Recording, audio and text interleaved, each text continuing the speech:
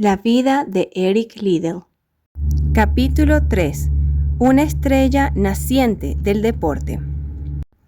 A Eric le gustaba asistir a la universidad. Tenía libertad de ir y venir a su antojo y al final del día le esperaba una comida casera en compañía de su familia. Las clases y el estudio le mantuvieron muy ocupado y obtuvo buenas notas, especialmente en química y matemáticas. Cuando quería hacer una pausa en el estudio, se reunía con un grupo de amigos y jugaba un partido amistoso de rugby o practicaba con una pelota de cricket por 1 hora o 2. Al poco tiempo, sus amigos se dieron cuenta de que era un corredor muy rápido. Un amigo suyo, Bill Harvey, que también había practicado el atletismo, le invitó a participar en una competencia universitaria. Al principio, Eric rechazó la invitación. Estaba en la universidad para instruirse, no para dedicar su tiempo a correr en las pistas. Pero Harvey buscaba a alguien con quien practicar sus conocimientos de entrenador. Finalmente consiguió persuadir a Eric para que participara en las pruebas de 100 yardas y 200 metros. Aun cuando aceptó participar en la competencia, Eric no tenía intención de permitir que el atletismo interfiriera con sus estudios.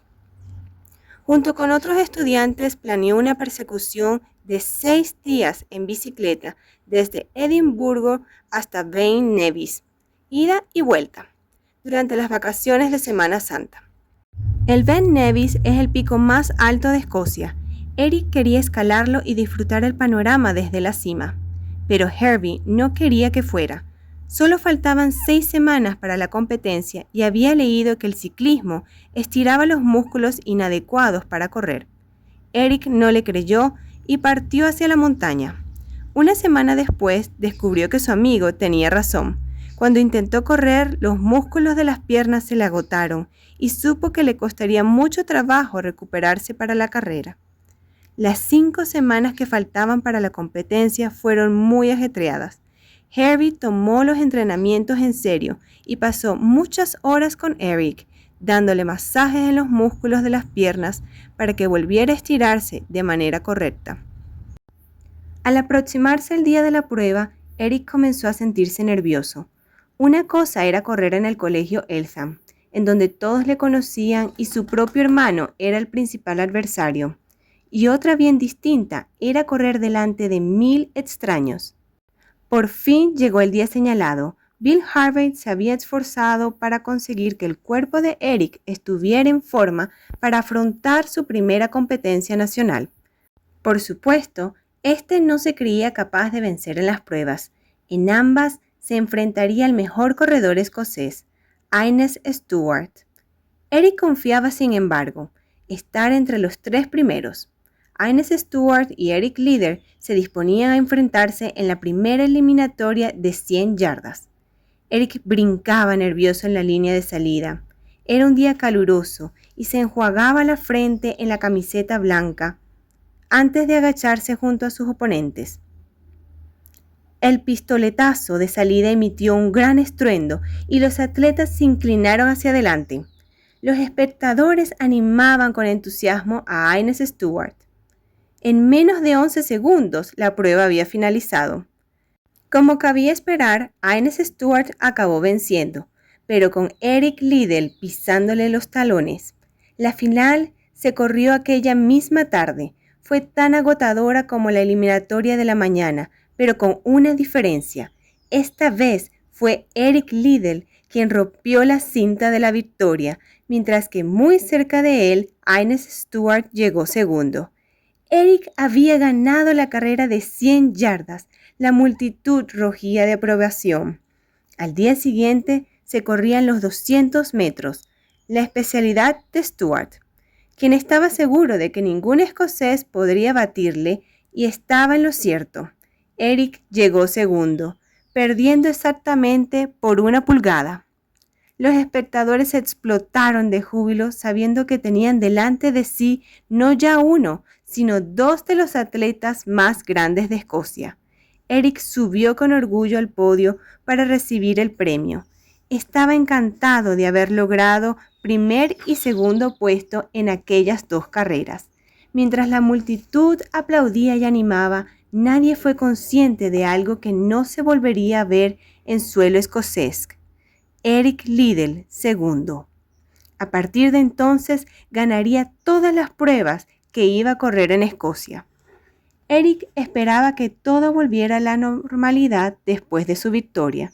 Siempre fue así después de cada victoria en el colegio Eltham, pero pronto descubrió que las cosas eran muy diferentes en la universidad.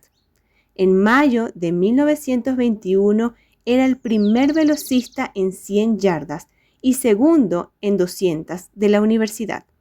Esto significaba que era la mayor esperanza para ganar medalla en el Campeonato Universitario de Escocia, a celebrarse 2 meses después. Como tal, tenía la obligación de representar a su universidad.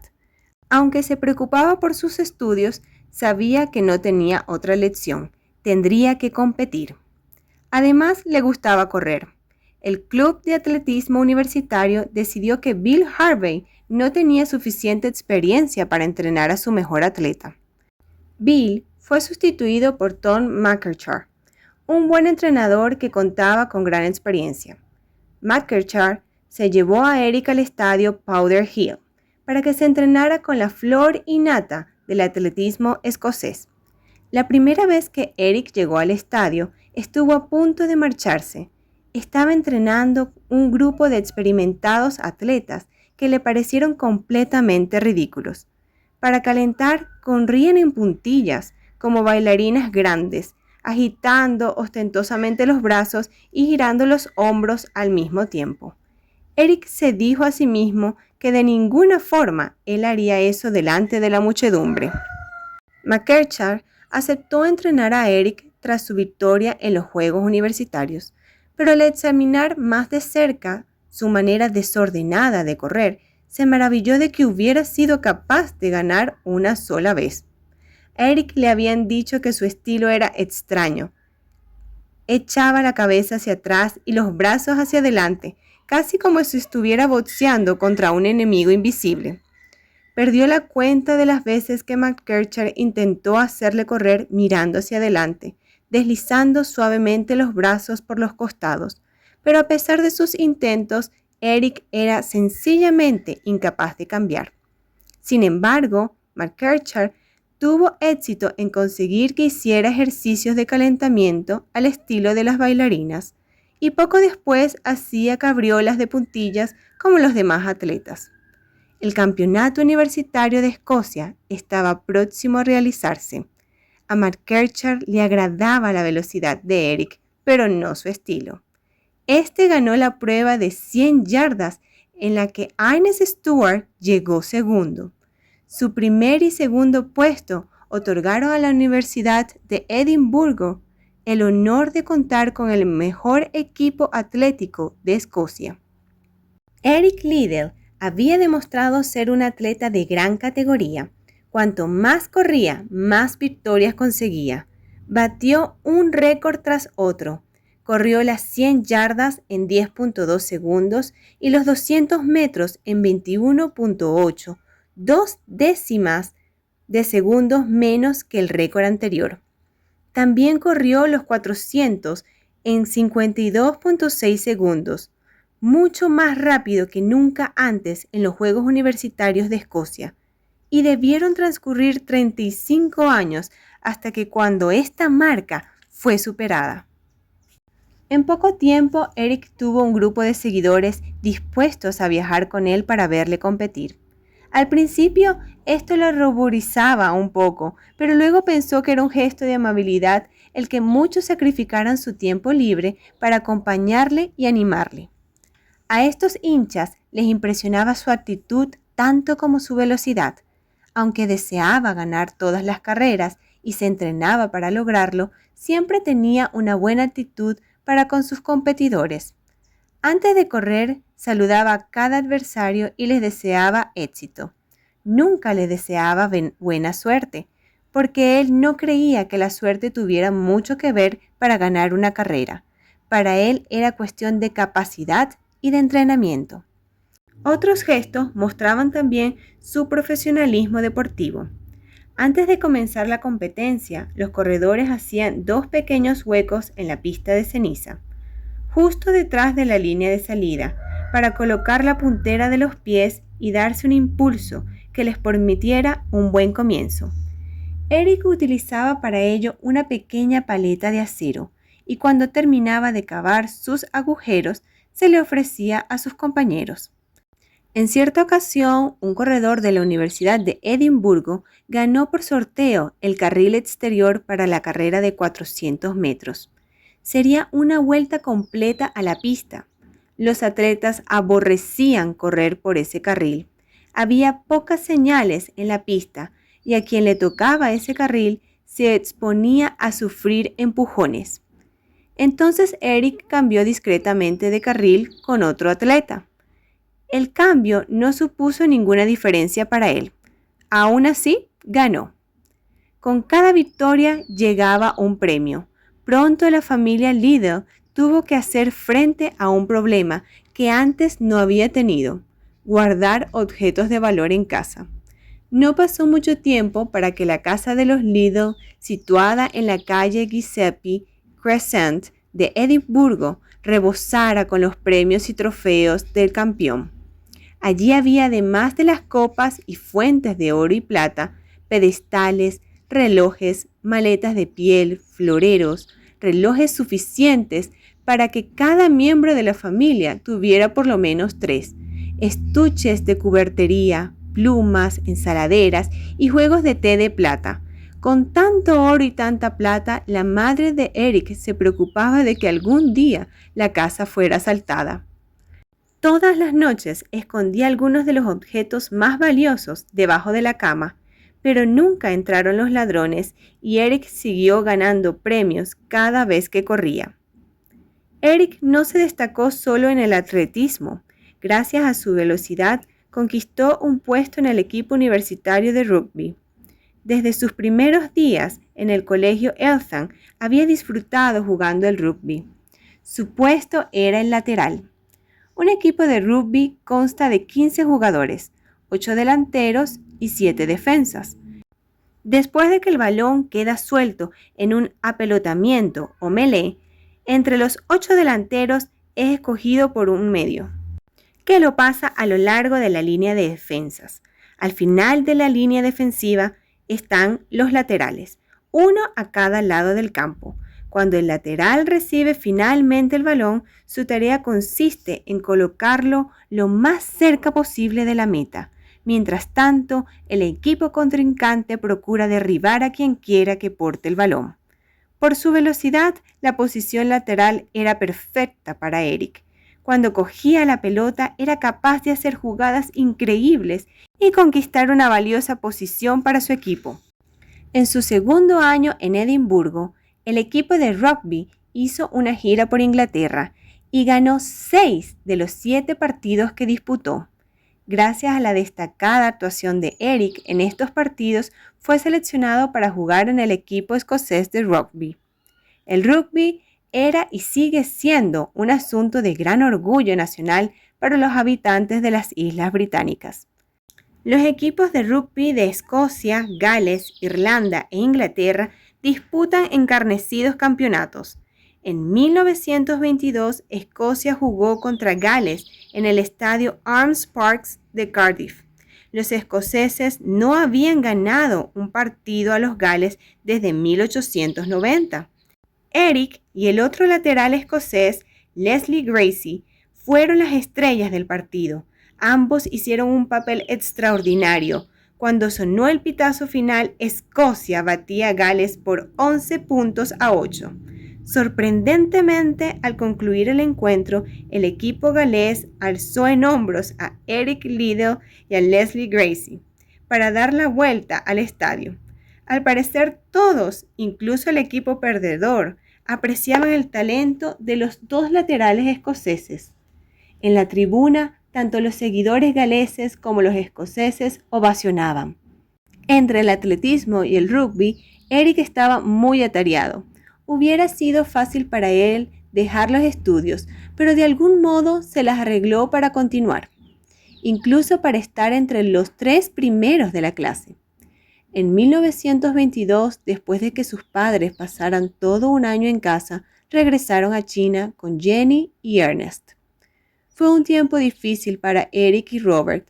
Se habían acostumbrado a formar parte de una familia normal y les resultó difícil dejar el hogar para trasladarse a un hostal. Eric se consoló pensando que Robert se quedaría un año más antes de finalizar su carrera de medicina y regresar a la China. A Eric le hizo gracia un consejo que su madre le dio antes de partir. Aunque solo tenía 20 años de edad, su fino pelo rubio empezaba a escasear, por lo que su madre temía que sus entradas en la frente alcanzaran la pequeña calva que tenía en la nuca. Nadie de la familia se había quedado calvo a una edad tan temprana. La madre pensó que esto se debía a las duchas de agua caliente después de las competencias de atletismo y los partidos de rugby. Eric se preguntaba qué debía hacer después de jugar al rugby y mirarse todo embarrado. Eric no era el único miembro de la familia rubio y calvo, pero era el único a quien no le gustaba hablar de su fe. Incluso sus padres no estaban seguros de lo que pensaba acerca del cristianismo, pues no manifestaba lo que creía. Asistía a la iglesia los domingos, leía la Biblia y llevaba una vida sana, pero por alguna razón no se sentía cómodo hablando con otros acerca de Dios. Robert, en cambio, era un cristiano entusiasta. Poco después de que sus padres partieran para China, se organizó una campaña de evangelización por toda Escocia y Robert se inscribió muy pronto para participar en la misma.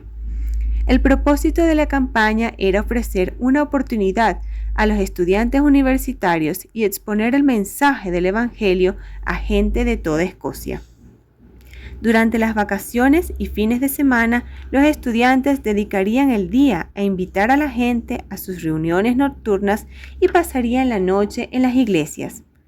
Muchas de aquellas reuniones tuvieron éxito, especialmente en las zonas rurales. Las grandes ciudades, no obstante, fueron mucho más reacias. Los trabajadores no estaban interesados en lo que los estudiantes universitarios tenían que decirles. Se sentían felices con la bebida, las peleas y el juego. De cualquier manera que lo intentaran, los estudiantes no acertaban a encontrar la forma efectiva para comunicar su mensaje a la clase trabajadora. Un grupo de estudiantes de la Universidad de Glasgow se alojó en una iglesia de la localidad industrial de Armadale, a mitad de camino entre Glasgow y Edimburgo. Ellos también se toparon con el problema de hacer llegar su mensaje a la clase trabajadora. Un miembro de este grupo era David Thompson, conocido como DP. Cuando DP meditó acerca del problema, tuvo una inspiración. Como a muchos otros varones escoceses, a los hombres de Armadale les encantaba el rugby. Entonces se le ocurrió que los estudiantes debían retar a los locales a un partido de rugby. Todos pensaron que era una buena idea y se fijó una fecha para celebrar el encuentro. Muchos hombres de la localidad asistieron a presenciar el partido. Se jugó con gran pasión y los estudiantes ganaron por escasa diferencia. Fue también una victoria en otro sentido. Los estudiantes hicieron amistad con algunos de los jugadores y espectadores que los invitaron a las reuniones religiosas. DP estaba satisfecho por una parte y frustrado por otra. Resultaba obvio que el rugby era una gran atracción para aquellos hombres, pero los alumnos no podían jugar en todas partes. Un partido exigía mucha organización. Además, algunos estudiantes resultaron lesionados. No obstante, DP sintió que el rugby era una llave importante para conocer a los hombres de la localidad y volvió a tener otra inspiración. Él había hecho varios viajes de evangelización con Robert Liddell y se habían hecho amigos. DP sabía que Robert era un cristiano sincero y que su hermano Eric era la gran estrella del rugby escocés. Si DP fuera capaz de persuadir a Robert para que convenciera a Eric sobre la posibilidad de sostener una charla con los vecinos de Armadale, cientos de individuos acudirían a escuchar a un personaje tan famoso. Cuanto más pensaba en ello, más se entusiasmaba con la idea. Tan solo había un obstáculo. Nunca había oído a Robert mencionar que Eric fuera cristiano. Sin embargo, cuando DP habló a los estudiantes de su idea, ellos también se entusiasmaron. Si Eric Liddell era cristiano y aceptaba hablarles, no cabía duda que el salón de la alcaldía estaría abarrotado de varones. Lo primero que hizo DP a la mañana siguiente fue encaminarse hacia Edimburgo y dirigirse al hostal donde residían los hermanos Liddell. Robert le abrió la puerta y DP no perdió tiempo en explicarle la razón de su visita. Robert miró a DP con reparo. «Se lo vas a pedir por nosotros, ¿no es así?», preguntó DP a Robert. Este encogió los hombros y replicó: «Creo que sería mejor que se lo preguntaras tú mismo. Ahora está fuera, pero no tardará en llegar». Mientras esperaban el regreso de Eric, charlaron acerca del progreso de la campaña de evangelización por toda Escocia. Al cabo de unos 20 minutos, la puerta se abrió, dando paso a Eric. Tan pronto como vio a aquel extraño sentado con Robert, se detuvo y se presentó. «Hola, soy Eric Liddell», dijo. DP permaneció mudo por unos instantes. Luego empezó a hablar precipitadamente. «Hola, soy David Thompson. Me llaman DP. Soy amigo de Robert. Hemos colaborado en varias campañas de evangelización». Eric se dio por enterado y se sentó. Había oído a su hermano hablar de DP. Atropelladamente, DP volcó su plan delante de Eric. Este guardó silencio, se llevó las manos a la cabeza y suspiró profundamente. DP empezó a ponerse nervioso por haber dicho algo que hubiera sido mejor callar.